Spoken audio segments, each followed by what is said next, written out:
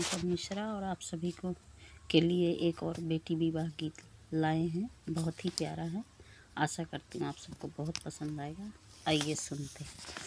हटिया के सेनुरा महंग भैले बाबा, चुनरी भैले अनमोल रे। एही का सेनुरा के कारण बाबा, छोड़ली मैं देश तोहार रे। एही सेनुरा के कारण बाबा, छोड़ली मैं देश तोहार रे। बाबा जदी है अने धन सोनवा, माई जदी लहंगा पटोल रे। बाबा जदी है अने धन सोनवा, माई जे लहंगा पटोल रे। भैया जे दिन हाँसूल घोड़वा, भौजी अमर सुहाग रे।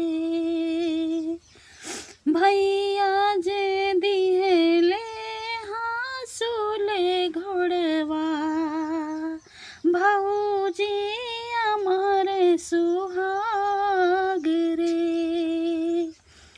बाबा के घोड़वा सो दिन चली हैं, फटी जई है लहंगा पटोल रे।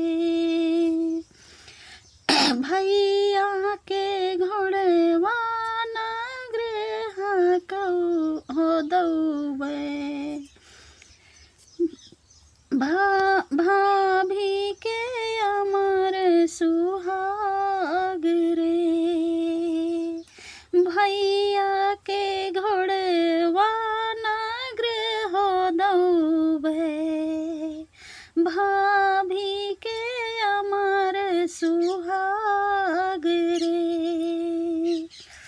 हटिया के सेनुरा महंग भैले बाबा, चुनरी भैले अनमोल रे। हटिया के सेनुरा महंग भैले बाबा,